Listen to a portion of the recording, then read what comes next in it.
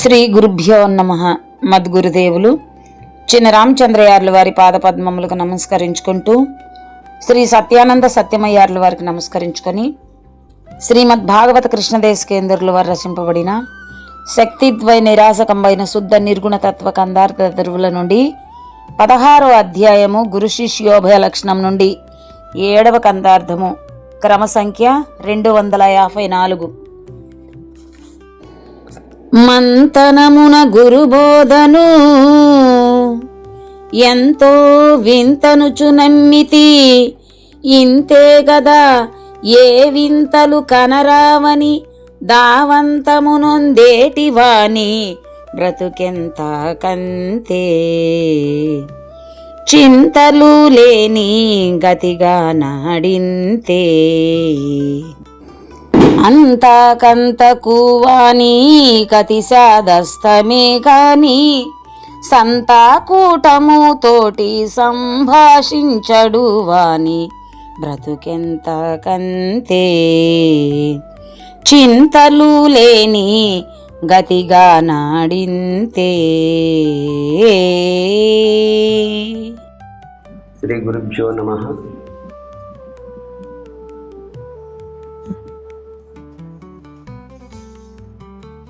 ఆత్మానాత్మరచితం అచల పూర్ణోపదేశికం శ్రీ నిశ్చలానంద నారాయణ గురోర్శిష్యం శ్రీశైల వంశాంబుధిరేవ జాతం శ్రీ పరమానంద శంకరేంద్రం గురుం భజామి. మద్గురుదేవులు శ్రీ పరమానంద శంకర నారాయణ స్వామి వారి పాదపద్మములకు నమస్కరించుకుంటూ,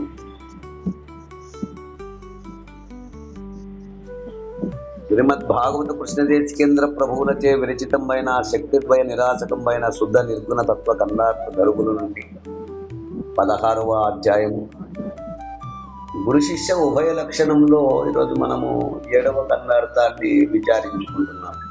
అంటే క్రమ సంఖ్య 254. క్రిందటి కందార్థములో ఆ గురువును ఆశ్రయించిన ఆ శిష్యుని ఆ ప్రవర్తనను చూసి అతని మనస్సును అభిప్రాయమును తెలుసుకొని అతనికి తగిన బోధ తెలియపరిచి, అంటే సంతోషింపజేసి ఆ వ్యక్తే దేశకుడు అంటే సద్గురువు అని తెలుసుకును విచారించి అట్టి వారిని గుర్తించి ఆశ్రయించుము. ఆ గురుమూర్తి దయతో ఆ విధముగా చేసినతో నీ కోరిక ఫలించినతోను ఈ విషయం నీ మనస్సులో వ్రాసుకొని దృష్టాంతము చూచుకునము అంటూ మనము క్రిందటి కందార్థములో విచారించుకున్నాము. తదుపరి 16వ అధ్యాయంలో 7వ కందార్థము క్రమ సంఖ్య 254. ఈ కందార్థము ద్వారా గురు కృపా విశేషం ఏంటో తెలియచేస్తున్నారు. మంతనమున గురుబోధన, మంతనమున గురుబోధన ఎంతో వింతను నమ్మితింతే కదా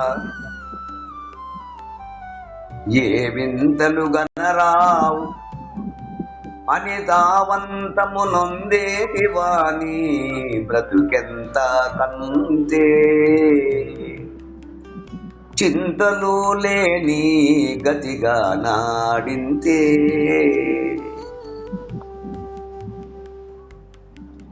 అంతకంతకు వాని గతి చాదస్తమే కాని సంతాకూటముతోటి సంభాషించడు వాణి బ్రతుకెంత కంతే. చింతలు లేని గతిగా నాడింతే. శిష్య గురుదేవ మంతనమున మంతనమున అనగానేంటి అంటే మనస్సులో.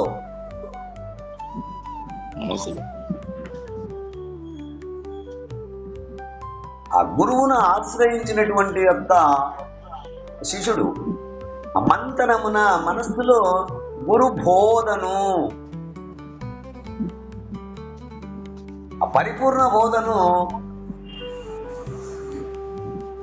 ఎంతో వింతనుచు నమ్మితి,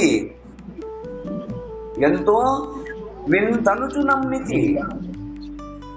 ఎన్నో చిత్ర మహత్తులకు, కోరికలకు, భ్రాంతులకు వీలుగా ఉండునని తలంచితి. గురువు దగ్గరికి వచ్చినప్పుడు, ఒక గురువు దగ్గరికి మనం పై కర్ణార్థంలో విచారించుకున్నాము. సద్గురువు అని అన్నప్పుడు ఆ సద్గురుమూర్తి దగ్గరికి ఎంతో మంది వస్తూ ఉంటారు, పోతూ ఉంటారు. వారి వారి సందేహములను అడుగుతూ ఉంటారు. వారికి తగిన సమాధానము గురుమూర్తి చెప్పి పంపిస్తూ ఉంటారు. తద్విధంగా ఇతను కూడా ఆ సద్గురుమూర్తి అనగానే ఆ గురుమూర్తి దగ్గరికి వచ్చి తన మనస్సులో ఏమనుకున్నాడు, ఆ గురు బోధను ఏమనుకున్నాడంటే పరిపూర్ణ బోధను అది ఎంతో వింత, దాంట్లో ఏమో విచిత్రాలు ఉండొచ్చు, లేక మహత్తులు ఉండవచ్చును.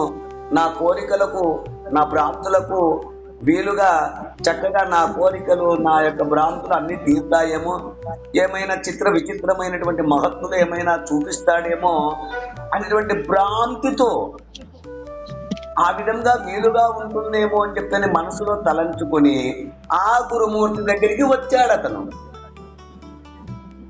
ఇతడు ఏమనుకుని వచ్చాడు, ఆ శ్రీకాకుళం నుంచి హైదరాబాద్ లో ఉన్న సత్యమే దగ్గరికి శాంతమ్మ ఎందుకు వచ్చింది?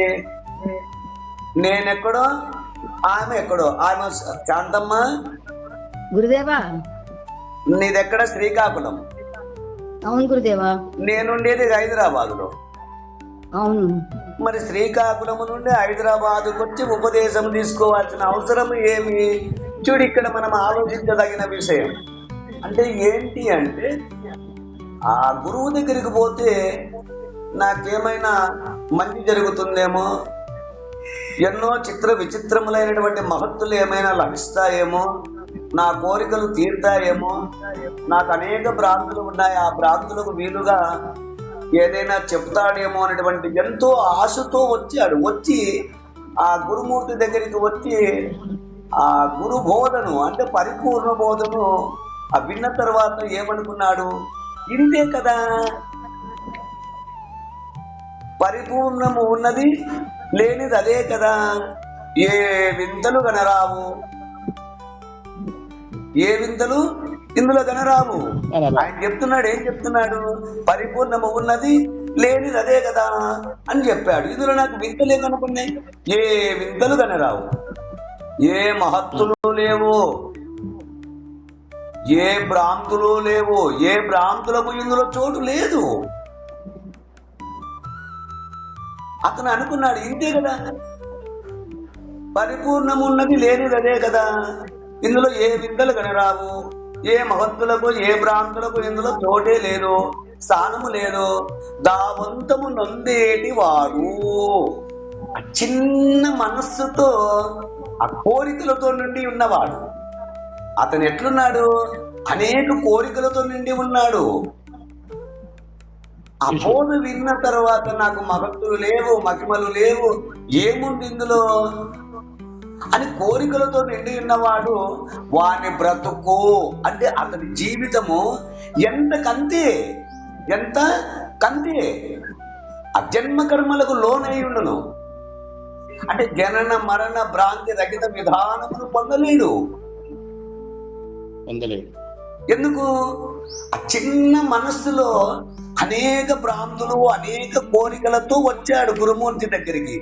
నాకేమైనా మహత్తులు కనపడతాయేమో, ఏమైనా వింత వింతలు ఏమైనా చూపిస్తాడేమో, నాకున్నటువంటి భ్రాంతులు తొలగిపోతాయేమో, నాకేమైనా మహిమలు చూపుతాడేమో, నాకేమైనా లాభం వస్తుందేమో అని అనేక ఎన్నో చిత్ర విచిత్రమైనటువంటి మహత్తులకు కోరికలతో కలిగి ఉన్నాడు.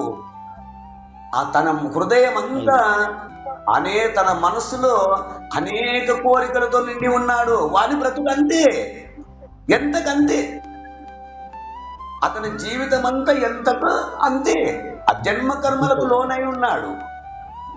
కానీ చింతలు లేని గతిగా నడింతే, అంటే ఆ జనన మరణ భ్రాంతి రహిత విధానమును పొందలేడు. భ్రాంతి రహిత విధమోక్షం అను ఆ సూత్రానుసారంగా ఆ సర్వభ్రాంతి రాహిత్యమే లక్ష్యముగా పరిపూర్ణ భావము నిర్దేశింపబడుచున్నది. మరి ఇందరి నిర్మిహిత విధానము గ్రహించక కొందరు ప్రథమములోని ఈ మార్గమందు ఆ పరిపూర్ణ గురువు దగ్గరికి ప్రవేశించి కొంతకాలము కృషి చేసి ఆ తర్వాత భ్రాంతిరహిత విధానమునకు ఇష్టపడక మనసులో పలు రకములుగా ఆలోచిస్తూ పెక్కు సందేహములతో భ్రాంతులకు లోనై ఉందరు. నా దగ్గరికి ఆయన వచ్చినప్పుడు ఏమన్నది, స్వామి నేను గురువు గారు శాంతమ్మ గారు శ్రీకాకుళం నుంచి నా దగ్గరికి వచ్చినప్పుడు ఆమె ఏమన్నది, స్వామి మా గురువు గారు ఏం చెప్పారు, నాకు అంతకుముందుకు అద్వైత గురువు ఉన్నారు చిలకలూరుపేటలో, మరి ఆయన నాకు ఎప్పుడు అహం బ్రహ్మస్మి అహం బ్రహ్మస్మి అహం బ్రహ్మస్మి అని నువ్వు జపిస్తూ ఉండు, నువ్వు ఆత్మవైపోతావు అని చెప్పని చెప్పారు కదా స్వామి, మరి ఎలా అని చెప్పి నన్ను అడిగింది.